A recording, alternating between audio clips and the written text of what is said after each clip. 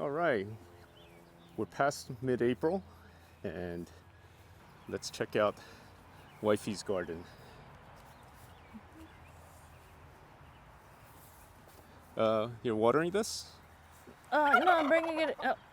I'm bringing it into the greenhouse. Oh, I thought you were gonna water the weeds. No, I gotta pull the weeds first. Watch out. I'll wash this off. Let me water some stuff out here. This was the stuff that was overwintered in the greenhouse. And, some of it probably didn't survive. And some of it, It looks dead. I have some citrus here who were overwintered in the greenhouse, but since there was no heat, I think maybe it survived, maybe it didn't, I'm not sure. It's still green, but it might be the rootstock, it might not, but most of the top growth is dead.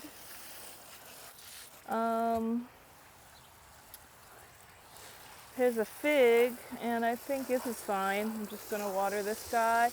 This was a peach. Was? It is, it's fine. Peaches Wait, that are survived winter. the winter? Uh-huh. Peaches survive winter. This was outside the whole winter. This is supposedly a peach divine, which is a blood red peach from France that I grew from some seeds that I bought. And so far, only one has come up. I started some more in the greenhouse. Maybe those will come up in the spring once it gets, this spring when it gets warmer. The horseradish is confined to this barrel here, and it's come back up because you can't kill horseradish no matter how hard you try. It's in here. My husband saved this horseradish. But it's been coming up, here, there, everywhere in the garden. I have some birds of paradise in here, but they might not have made it.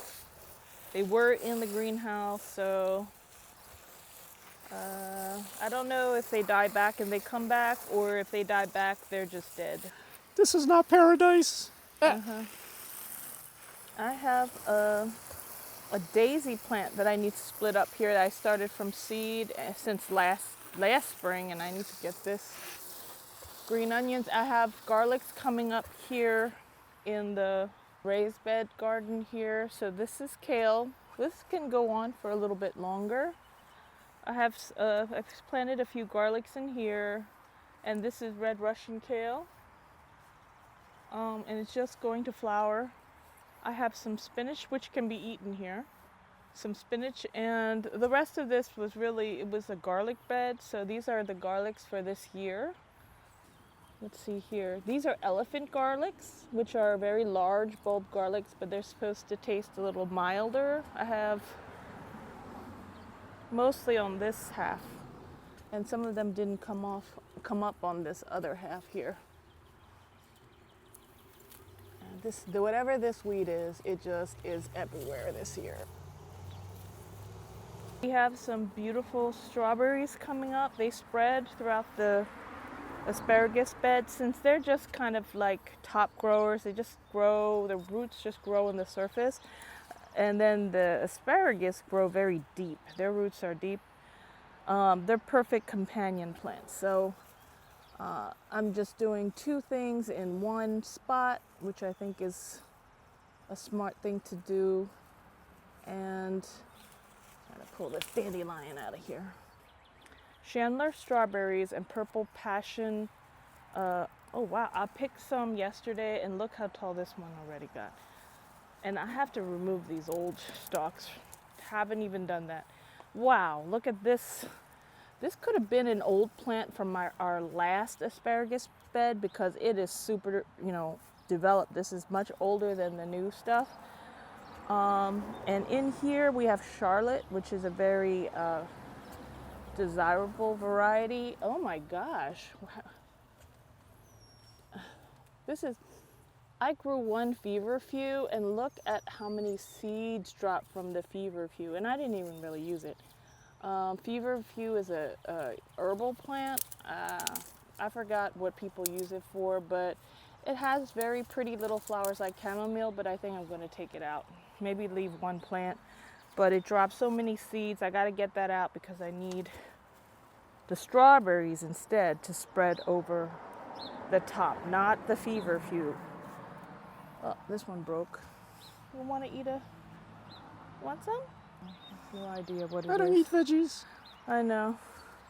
So, here are some Charlotte strawberries, which are really good. They taste like candy. Oh, look at that. Something's been in here and breaking the asparagus. I think it's the ducks. Maybe, or something else climbing in here. Maybe it's a fox. I don't know. Plant, but... Oh, hello. Is that a nest? Oh my gosh, she had a nest in there. These are, everyone is mating and trying to nest secretly. This is a... Wait, these trees you're going to plant in front of the house? Mm-hmm. Near the chestnut. Create like a little grove of Japanese maples. Okay. So this is a fig, this is a fig, and this is the very rare Japanese grape called ruby. These are red ruby grapes or something like that. And these are phenomenally desirable and also very rare.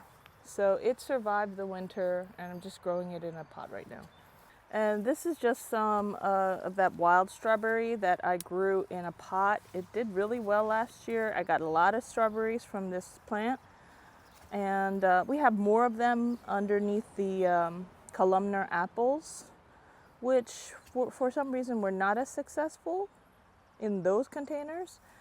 So I just might just grow them in some pots if I have some time. But this, I got a lot of strawberries off of this plant.